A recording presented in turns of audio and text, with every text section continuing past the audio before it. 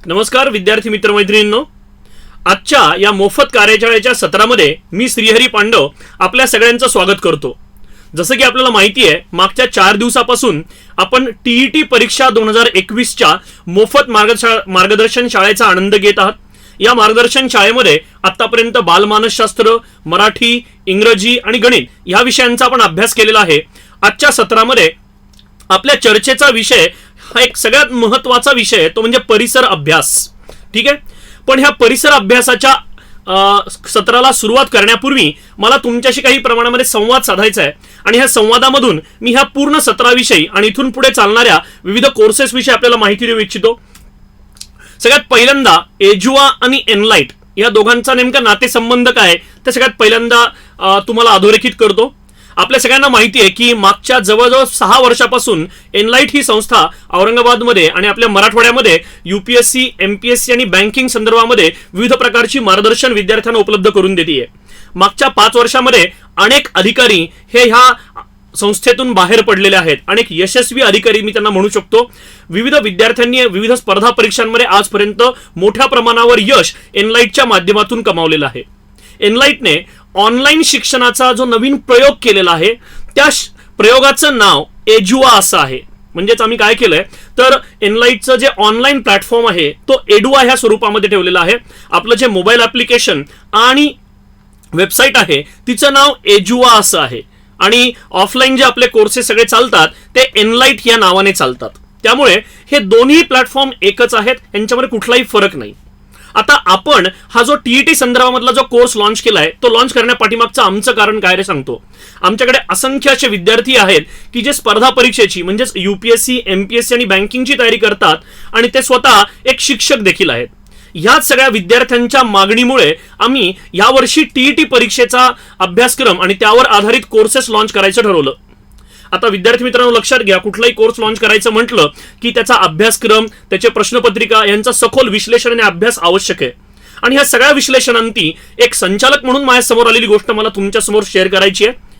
या सगळ्या विश्लेषणांती एक सगळ्यात महत्त्वाची गोष्ट माझ्या समोर आली आहे की टीईटी परीक्षा म्हणजे शिक्षक पात्रता परीक्षा आणि त्यानंतर पुढे येणारी शिक्षक भरती परीक्षा, ज्याला आपण TAIT म्हणजे टेट या नावाने ओळखतो, या परीक्षेची जर काठिण्य पातळी आपण विचारामध्ये घेतली तर ती काठिण्य पातळी ही यूजीसी नेट म्हणजेच यूजीसी युनिव्हर्सिटी ग्रांट्स कमिशन मार्फत जी नेट एंट्रन्स एक्झामिनेशन घेतली जाते, त्यानंतर महाराष्ट्र सरकार मार्फत प्राध्यापक निवडीची जी सेट नावाची एक्झाम घेतली जाते आणि त्यासोबतच यूपीएससीची परीक्षा, या सगळ्या परीक्षांचा अभ्यासक्रम जर आपण आपल्या टीईटी परीक्षेसोबत त्याची तुलना केली तर आपल्या लक्षात येईल की आपला अभ्यासक्रम हा थोड्याफार प्रकारे या परीक्षांसारखा आहे। आणि मागच्या 5 वर्षामध्ये जर आपण ह्या परीक्षांची काठिण्य पातळी बघितली तर ती काठिण्य पातळी यूजीसी नेट सेट आणि त्याच्यासोबतच यूपीएससी आणि एमपीएससी सारख्या परीक्षांपेक्षाही अधिक आहे असं मला म्हणावं लागेल। आणि त्याचं एक सगळ्यात महत्त्वाचं कारण आहे, लक्षात घ्या, अधिकाऱ्याने एखादी चूक केली तर ती चूक फार मोठ्या प्रमाणावर परिणाम समाजावर करू शकत नाही किंवा तत्वतः तो परिणाम आपल्याला लिमिट करता येतो, पण शिक्षकाकडून जर एखादी चूक घडत असेल तर अख्खी पिढीच्या पिढी त्यामध्ये बर्बाद होऊ शकते। आणि हे सगळं होऊ नये म्हणून शिक्षक भरतीची ही जी पूर्ण प्रक्रिया आहे ही अत्यंत काटेकोरपणे राबवली जाते। परीक्षेचा अभ्यासक्रम आणि विचारलेल्या प्रश्नांचा एकंदर विचार करता ह्या परीक्षेची सखोल आणि विश्लेषणात्मक तयारी सगळ्या विद्यार्थ्यांकडून आवश्यक आहे। आमचा स्पर्धा परीक्षेतील मार्गदर्शनाचा अनुभव बघता या कोर्ससाठी मला असं वाटलं की आमच्याकडे जे उपलब्ध मार्गदर्शक आहेत ते ह्या परीक्षेला योग्य न्याय देऊ शकतील आणि त्याच प्रयत्नातून एनलाइट आणि एजुआचा हा कोर्स तयार झालेला आहे। लक्षात घ्या विद्यार्थी मित्रांनो, एजुआ प्लॅटफॉर्मवर चालणारा जो कोर्स आहे हा 100% ऑनलाईन असणार आहे आणि त्याच्या सोबतच 3 ऑगस्ट पासून एनलाइट च्या परिसरामध्ये आम्ही ऑफलाईन कोर्स देखील म्हणजेच एक मोफत कार्यशाळेचे देखील आयोजन केलेलं आहे। आता ह्या दोन्ही कोर्सेसची नेमकी वैशिष्ट्य काय आहेत हे थोडक्यात सांगतो आणि आजच्या विषयाला सुरुवात करतो। लक्षात घ्या विद्यार्थी मित्रांनो, याच्यामध्ये आम्ही 5 प्रमुख वैशिष्ट्ये ठेवलेली आहेत आमच्या कोर्सची, जी ऑफलाईन आणि ऑनलाईन दोन्हीमध्ये असणार आहेत। सगळ्यात पहिलं ते म्हणजे व्हिडिओ लेक्चर्स, म्हणजे तुमची रेग्युलर ऑफलाईन मध्ये देखील लेक्चर्स होणार आहेत आणि त्याच प्रकारे जशी आता आपण सध्या घेत आहोत तशी ऑनलाईन लेक्चर्स देखील होणार आहेत।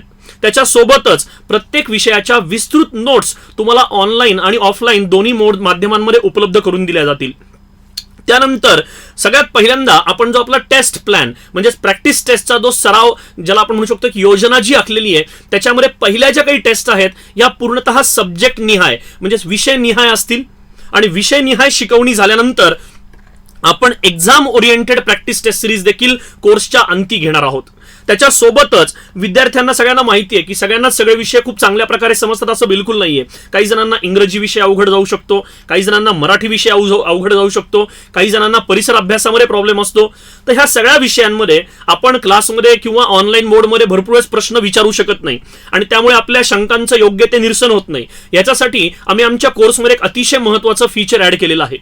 लक्षात घ्या, साधारण एक 20 दिवस आपला कोर्स पुढे गेल्यानंतर आणि एक सफिशियंट विद्यार्थी क्लासला आपल्या ह्या कोर्सला जोडल्यानंतर आपण स्वतंत्रपणे लाईव्ह लेक्चर्स कंडक्ट करणार आहोत. लाईव्ह लेक्चर्स मधून काय केलं जाणार आहे तर विद्यार्थ्यांच्या शंकांचं मोठ्या प्रमाणावर निरसन केलं जाणार आहे.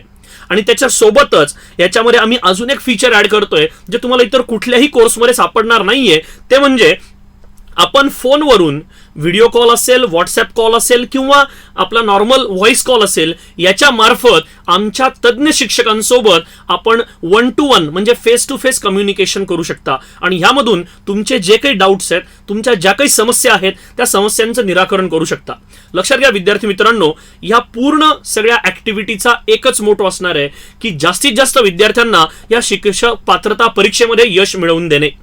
आणि ही जो एक नवीन विचार आम्ही ह्या संकल्पनेतून घेऊन आलोय, मला असं वाटतं नक्कीच विद्यार्थ्यांमध्ये हा नवीन विचार रुजेल. हा नवीन विचार जो आम्ही मेहनत घेतो आहोत त्या विचारावर, ती मेहनत विद्यार्थ्यांना नक्कीच कळेल आणि विद्यार्थी जास्तीत जास्त ह्या कोर्समध्ये सहभागी होतील. आता इथेच थांबतो आणि आपल्या परिसर अभ्यासाच्या विषयाला सुरुवात करतो. विद्यार्थी मित्रांनो, मागच्या साधारणपणे एक 8 ते 9 वर्षांचा विचार करता मला एक गोष्ट लक्षात आली आहे, ती म्हणजे अशी की शिक्षक पात्रता परीक्षेमध्ये सर्वसाधारणपणे पात्र ठरणाऱ्या विद्यार्थ्यांची संख्या परीक्षा दिलेल्या विद्यार्थ्यांच्या संख्येच्या तुलनेमध्ये अत्यंत कमी आहे. आणि त्याची काही महत्वाची कारणं माझ्या समोर आली आहेत. आणि मागच्या साधारणपणे एक 2 ते 3 वर्षाचा विचार करता एक सगळ्यात महत्वाचं जे कारण लक्षात आलंय ते म्हणजे काही विषयांकडे विद्यार्थ्यांचं होणारं दुर्लक्ष. सगळ्या विद्यार्थ्यांना आतापर्यंत जे एस्टॅब्लिश क्लास आहेत त्यांनी काय सांगितलंय, गणित अतिशय महत्वाचे, त्याच्यानंतर इंग्रजी हा विषय अत्यंत महत्वाचा आहे, मराठी आपली मातृभाषा आहे ती आपल्याला येतेच, बालमानसशास्त्र विषय एकदम लॉजिकल आहे, त्याला कधी तुम्ही प्रश्नांची उत्तरं देऊ शकता, आणि परिसर अभ्यास काय अभ्यासण्याची गोष्ट आहे का, ती तर अभ्यासाची गरजच नाही. हे असा जो एक प्रकारचा समज विद्यार्थ्यांमध्ये आहे, मला तो दूर करायचा आहे. लक्षात घ्या विद्यार्थी मित्रांनो, जर आपल्याला ह्या परीक्षेमध्ये 100% यश पहिल्याच प्रयत्नामध्ये म्हणजे ह्याच वर्षी मिळवायचं असेल तर त्यासाठी आपल्याला प्रत्येक विषयाला तितकंच महत्त्व देणं आवश्यक आहे.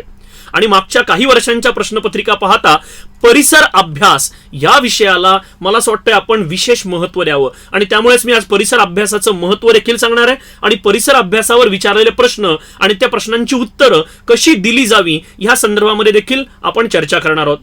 परिसर अभ्यासामध्ये सगळ्यात पहिल्यांदा विषय कुठले येतात ते बघूया. परिसर अभ्यासामध्ये सगळ्यात पहिला जो विषय येतो तो म्हणजे इतिहास. आता इतिहास शिकवताना आणि शिकताना सगळ्यात मोठी जी चूक होते ती सगळ्यात पहिल्यांदा मी इथे सांगणार आहे. लक्षात घ्या विद्यार्थी मित्रांनो, आपण ज्यावेळेस इतिहास अभ्यासायला सुरुवात करतो आपला सगळा फोकस हा आधुनिक इतिहासावर असतो. आता याचं एक कारण आहे, मॅक्सिमम जे टीईटी परीक्षेला शिकवणारे जे क्लासेस आहेत ते खास करून एमपीएससी स्पर्धा परीक्षेची तयारी करून घेणारे म्हणजेच PSI STI गट क आणि जास्तीत जास्त राज्यसेवेची तयारी करून घेणारे सगळे क्लास आहेत. आणि जर आपण ह्या परीक्षांचा इतिहासाचा अभ्यासक्रम बघितला तर ह्या सगळ्या परीक्षांमध्ये फक्त आधुनिक इतिहासावर फोकस आहे. पण लक्षात घ्या आपल्या टीईटी परीक्षेमध्ये फोकस हा UPSC इतका विस्तृत आहे. कसं तर आपल्याला प्राचीन इतिहास आणि नुसता प्राचीन नाही तर त्याच्या पूर्वीचा प्रागा ऐतिहासिक कालखंड देखील विचारला गेलाय. म्हणजे जर मला इतिहासाचा अभ्यास करायचा आहे तर मला नुसतं आधुनिक भारतावर किंवा आधुनिक महाराष्ट्रावर लक्ष देऊन चालणार नाहीये, तर मला सगळ्यात जास्त महत्त्व द्यावं लागेल ते म्हणजे प्रागा ऐतिहासिक कालखंड. म्हणजे ज्या कालखंडाबद्दल आपल्याला कोणतीही माहिती कुठल्याही लेखी किंवा इतर कुठल्या स्वरूपामध्ये उपलब्ध नाहीये त्याला आपण म्हणतो प्रागा ऐतिहासिक कालखंड. त्याच्यासोबतच प्राचीन इतिहास याबद्दल आपल्याकडे माहिती आहे, विविध ग्रंथसंपदा आहेत, विविध प्रकारच्या नाणी आहेत, त्या कालावधीमध्ये तयार झालेली भांडी आहेत, यांचा विचार करून त्या कालखंडाचा विचार केला. तो प्राचीन कालखंड ज्याला आपण असं म्हणतो. याच्यामध्ये भारतामध्ये असंख्य वेगवेगळ्या प्रकारच्या विचारधारा तयार झाल्या होत्या. त्यामध्ये बुद्धिझम असेल, जैनिझम असेल म्हणजेच जैन धर्माचा उदय, बौद्ध धर्माचा उदय, अजीविका धर्माचा उदय, ह्या सगळ्या धर्मांवर आपल्या परीक्षांमध्ये प्रश्न विचारलेले आहेत. आणि त्यानंतर महाराष्ट्राचा आणि भारताचा मध्ययुगीन कालखंड, शिवरायांचा इतिहास, त्याच्यासोबतच त्यापूर्वीचा मुघलांचा इतिहास, आदिलशहा, निजामशहा, कुतुबशहा यांच्याबद्दल देखील आपल्याला मोठ्या प्रमाणावर प्रश्न विचारलेले आहेत. आणि ह्या सगळ्यांचा विचार करता इतिहासाचा आधुनिक जो इतिहासाचा भाग आहे तो अत्यंत कमी आहे. आणि त्यामुळे मला असं वाटतं विद्यार्थी मित्रांनी आपला जो स्कोप आहे अभ्यासाचा तो वाढवणं गरजेचं आहे. मी तुम्हाला सांगितलं तर आश्चर्य वाटेल, पण मला असं वाटतं की इतिहासाचा जो अभ्यास तुम्ही करणं अपेक्षित आहे तो UPSCच्या दर्जाचा आहे. प्राचीन इतिहास आपल्याला अभ्यासायचा आहे का? येस, अभ्यासायचा आहे. जैनिझम, बुद्धिझम असे वेगवेगळे धर्म बघायचे आहेत का? बघायचे आहेत. वैदिक संस्कृती बघायची आहे का? बघायची आहे.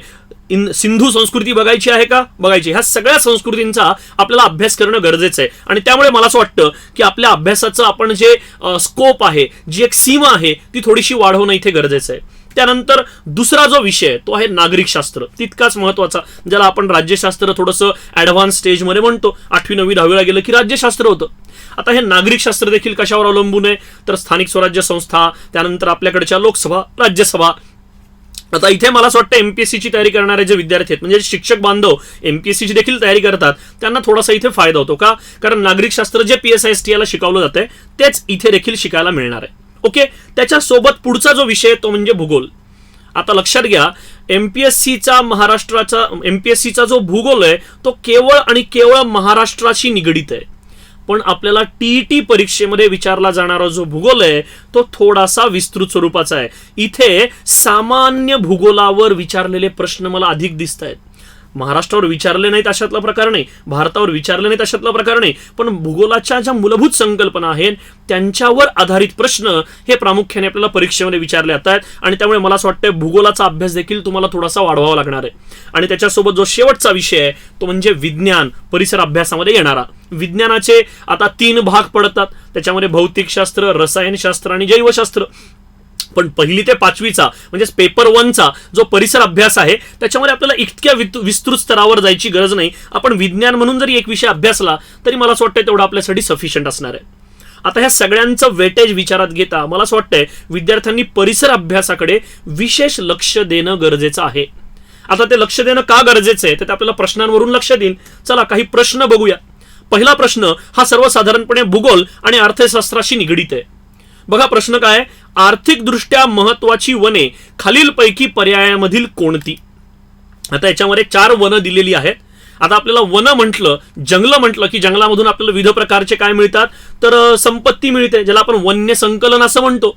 आता ह्या वन्य संकलनामध्ये कुठली वनं महत्वाची आहेत ते माहिती असणं सगळ्यात जास्त गरजेचं आहे. उष्ण प्रदेशातली काटेरी वनं, इथून काही तुम्ही मिळवू शकता का फार मोठ्या प्रमाणावर? आर्थिकदृष्ट्या महत्वाचं असं काही इथून प्राप्त होतं का? तर नाही. त्यानंतर उष्ण प्रदेशीय आर्द्र प्रांजडी वन. आता इथे काम करायचं, एक छोटीशी क्लुप्ती सांगतो ह्या प्रश्नाचं उत्तर शोधण्यासाठी. ह्या वनांमध्ये आढळून येणाऱ्या ज्या वनस्पती आहेत त्या वनस्पती जर तुम्ही विचारामध्ये घेतल्या तर त्या आर्थिकदृष्ट्या महत्वाच्या आहेत का नाही हे तुमच्या लक्षामध्ये येईल. महाराष्ट्राचा विचार करू, खास करून उष्ण प्रदेशीय आर्द्र प्रांजडी वन कुठे आढळतात तर पश्चिम घाटाचा साधारणपणे 200 ते 250 सेंटीमीटर पेक्षाही जास्त पावसाचा जो परिसर आहे त्या परिसरामध्ये आपल्याला उष्ण प्रदेशीय आर्द्र प्रांजडी वन आढळतात.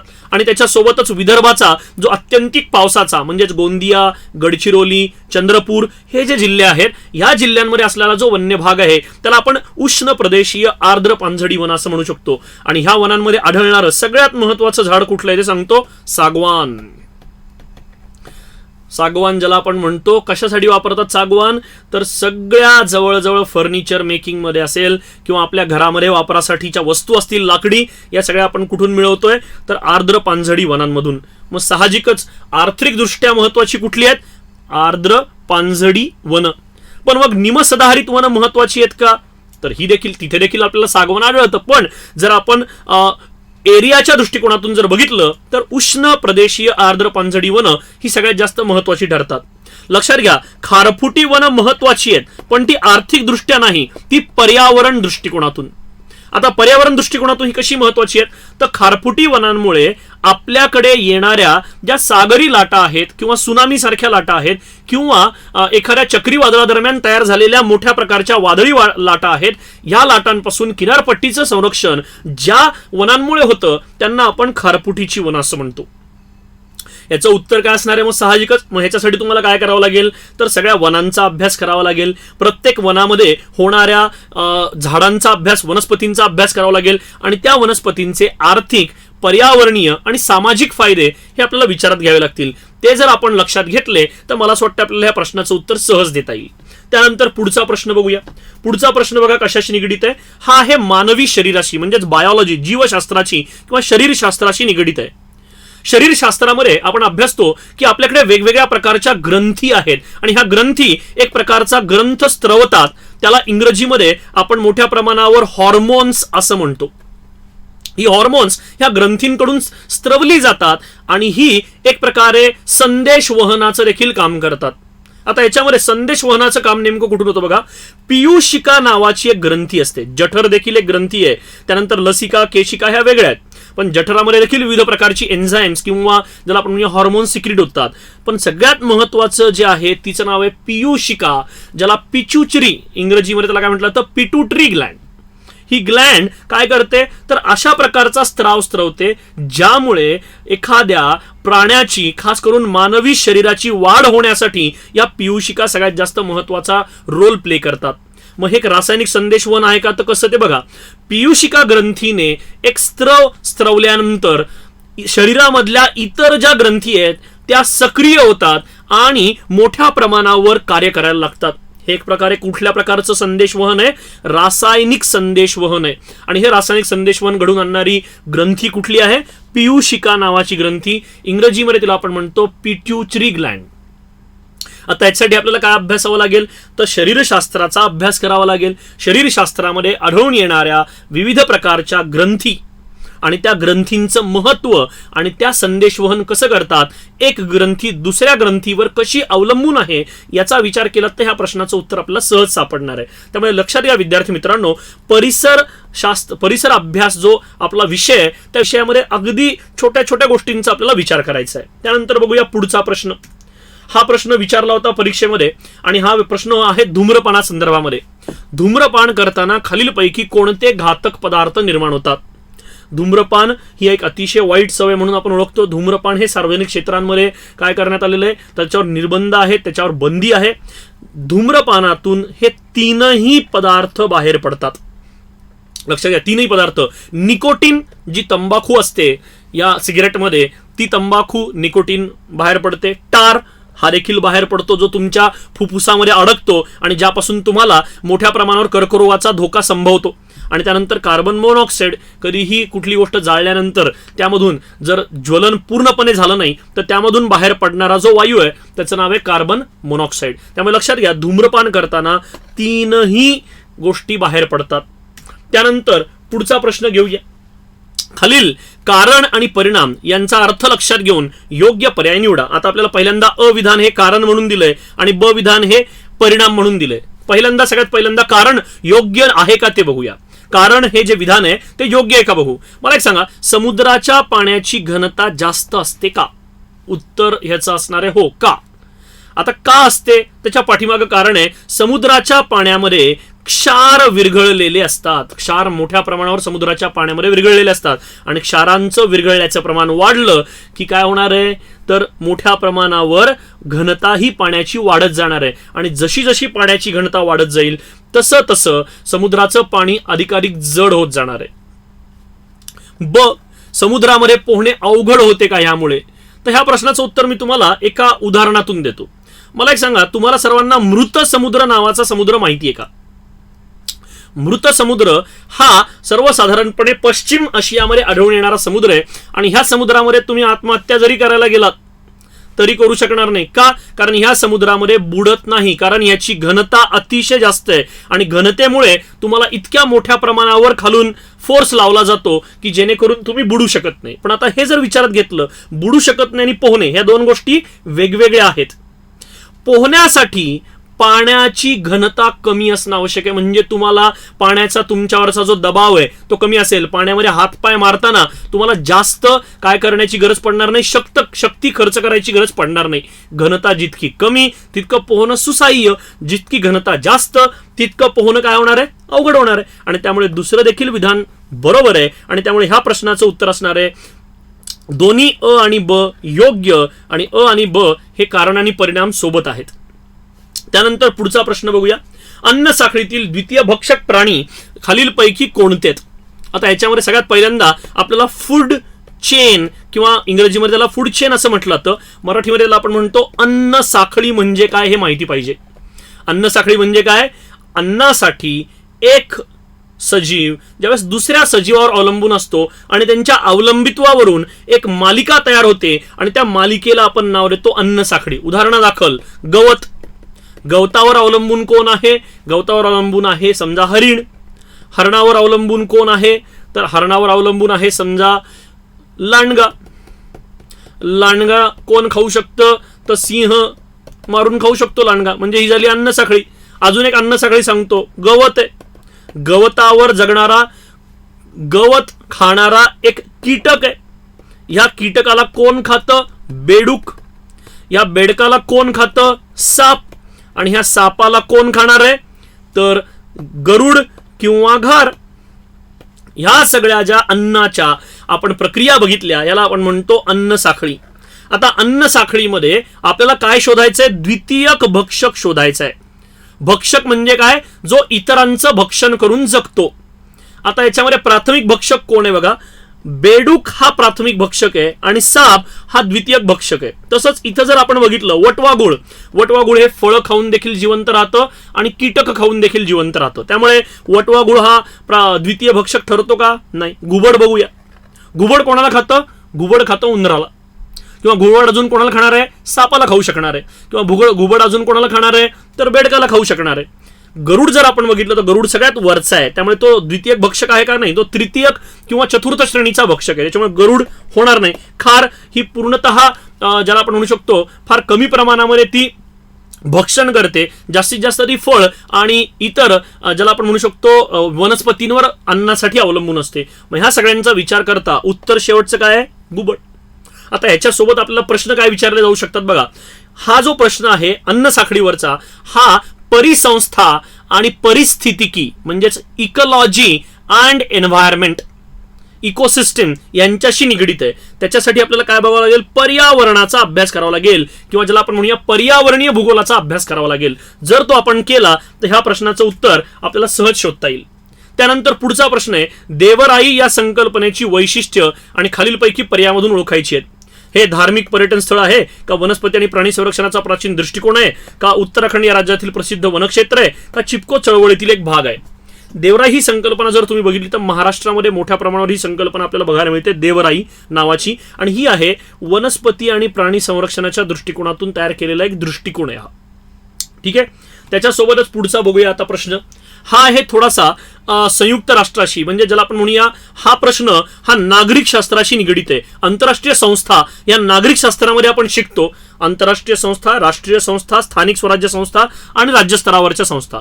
त्यामध्ये आंतरराष्ट्रीय संस्था हा जो एक घटक आहे त्याच्यावर हा प्रश्न विचारला गेला होता. प्रश्न बघा काय, संयुक्त राष्ट्राशी संलग्न असणाऱ्या कोणत्या संघटनेचे मुख्यालय जेनेवा इथे आहे? आता लक्षात घ्या, संयुक्त राष्ट्राशी संलग्न असणाऱ्या एकूण कार्यकारी संस्था आहेत 16. किती संस्था आहेत? 16. आणि संयुक्त राष्ट्राच्या अधिपत्याखाली काम करणाऱ्या या व्यतिरिक्त अजून 23 वेगवेगळ्या संस्था आहेत. म्हणजे टोटल संस्थांची संख्या किती झाली? 16 + 23, तेवढी संख्या इथे आपल्याला पाहायला मिळेल. आणि ह्या सगळ्या संस्थांची जी मुख्यालय आहेत, त्यांचे जे मुख्य आहेत, ह्याच्यावर आपल्याला नक्कीच परीक्षेमध्ये परिसर अभ्यासाचा प्रश्न विचारला जाऊ शकतो. आणि त्यासाठी आपल्याला मुख्यालय माहिती पाहिजेत. भरपूर जणांना हा स्पर्धा परीक्षेची तयारी करणाऱ्या विद्यार्थ्यांना माहिती आहे की डोळे झाकून जिनेवा सांगायचं, पण लक्षात घ्या इथं विचारलंय जिनेवामध्येच कुठलं आहे. आता याच्यामध्ये WHO बघितलं, जिनेवा येणार नाही. IAEA बघितलं, जिनेवा येणार नाही. आणि अन्न व शेती संघटना बघितलं, जिनेवा येणार नाही. मग कुठलं आहे? तर युनेस्को. शैक्षणिक, वैज्ञानिक आणि सांस्कृतिक संघटना हिचं जे मुख्यालय आहे ते मात्र जिनेवामध्ये आहे. आणि त्यामुळे आपल्याला सगळ्याच संस्थांची मुख्यालये बघावी लागतील. त्यानंतर परिसर अभ्यासाचा पुढचा थोडासा कन्सेप्च्युअल आणि माझं असं म्हणणं हा जनरल ज्योग्राफीच्या जवळ जाणारा म्हणजे सामान्य भूगोलाच्या जवळ जाणारा थोडासा प्रश्न आहे.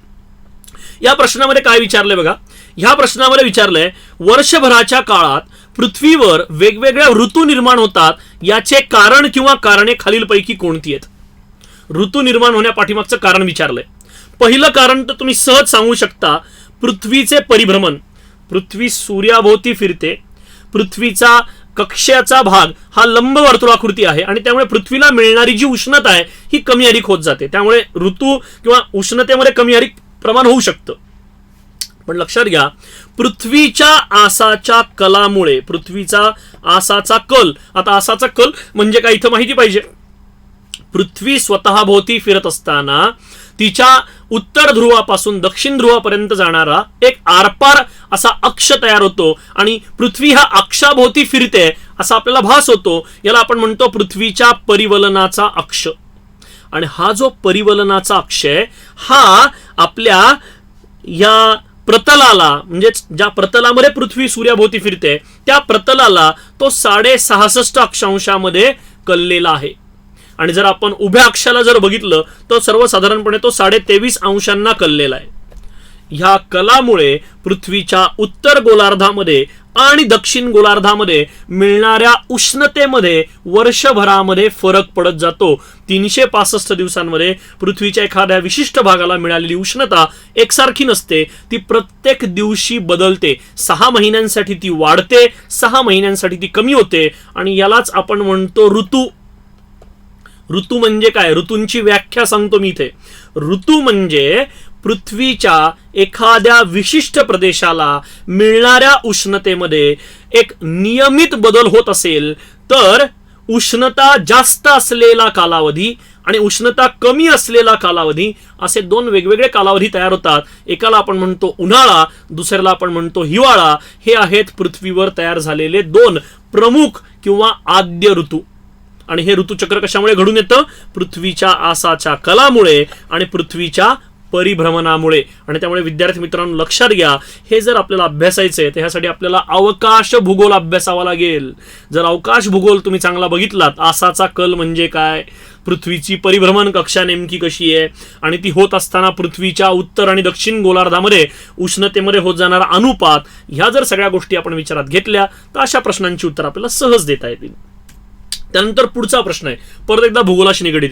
मरुभूमी इथं घेतला जाणारा उत्सव, मरुभूमी नावाचा उत्सव एक घेतला तो जैसलमेर ह्या शहरामध्ये घेतला जातो. तर कार्निवल हा उत्सव कुठे होतो असं विचारलंय.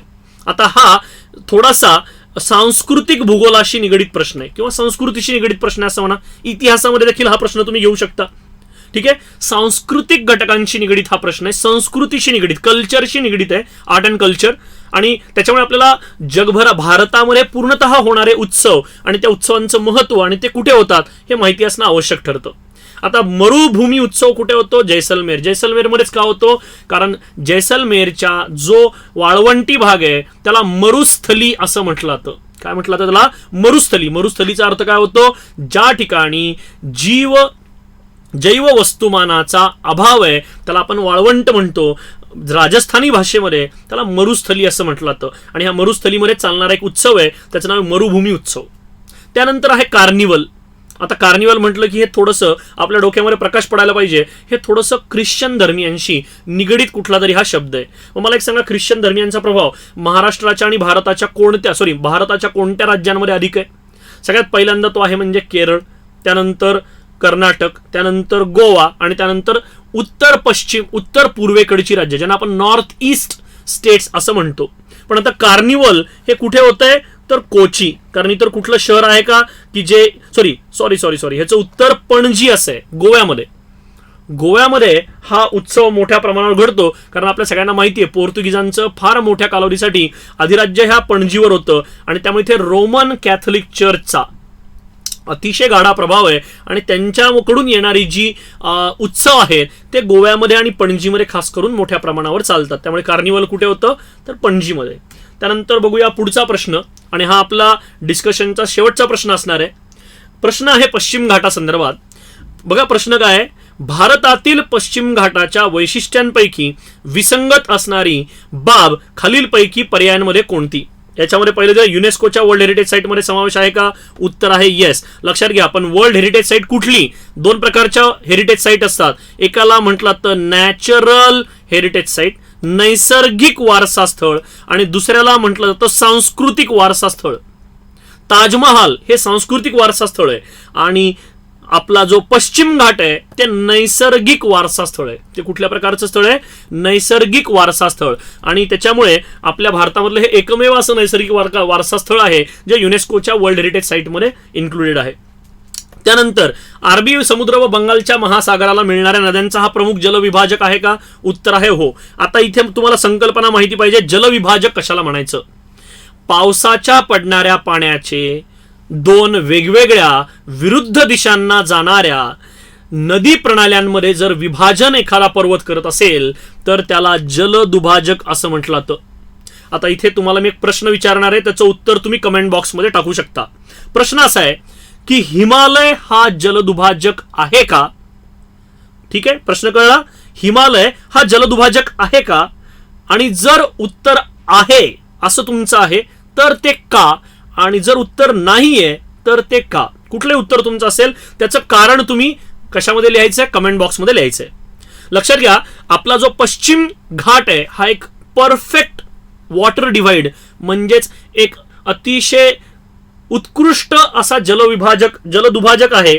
आणि ह्या दुभाजकामुळे दोन प्रकारच्या नदी प्रणाली तयार होतात. एक पश्चिम वाहिनी नद्या ज्या अरबी समुद्राला जाऊन मिळतात आणि एक पूर्व वाहिनी नद्या ज्या बंगालच्या उपसागराला जाऊन मिळतात. त्यानंतर हा जैवविविधता संवर्धन क्षेत्राचा भाग आहे का? उत्तर आहे येस. आणि त्यानंतर कळसुबाई हे सर्वात उंच शिखर आहे का? तो उत्तर आहे नो. कळसुबाई हे महाराष्ट्रातलं सर्वात उंच शिखर आहे, पण पश्चिम घाटाचं सर्वात उंच शिखर हे तामिळनाडू आणि कर्नाटकाच्या बॉर्डरवर आहे आणि त्याचं नाव आहे अनईमुडी. काय नाव आहे त्याचं? अनईमुडी असं त्याचं नाव आहे. आणि हे कुठे आहे? तर अण्णामलई टेकड्यांमध्ये हे सर्वात उंचावरचं ठिकाण आहे. ठीक आहे विद्यार्थी मित्रांनो, आजचं हे जे मार्गदर्शन क्षेत्र आहे ह्या सत्रामधून प्रामुख्याने मला तुम्हाला परिसर अभ्यास ह्या विषयावर विचारलेले प्रश्न आणि त्यांचं महत्त्व पटवून द्यायचं होतं. लक्षात घ्या विद्यार्थी मित्रांनो, 3 ऑगस्ट 2021 पासून आपला ऑनलाईन आणि ऑफलाईन दोन्ही मोडमध्ये क्लास सुरू होतोय. 3 ऑगस्ट पासून ते 10 ऑगस्ट पर्यंत आम्ही एनलाइटच्या परिसरामध्ये एक मोफत कार्यशाळा आयोजित केलेली आहे आणि ह्या कार्यशाळेमध्ये जास्तीत जास्त विद्यार्थ्यांनी सहभागी व्हावं असं मी सर्वांना आवाहन करतो आणि आपल्या परीक्षेसाठी शुभेच्छा देतो आणि इथेच थांबतो. धन्यवाद.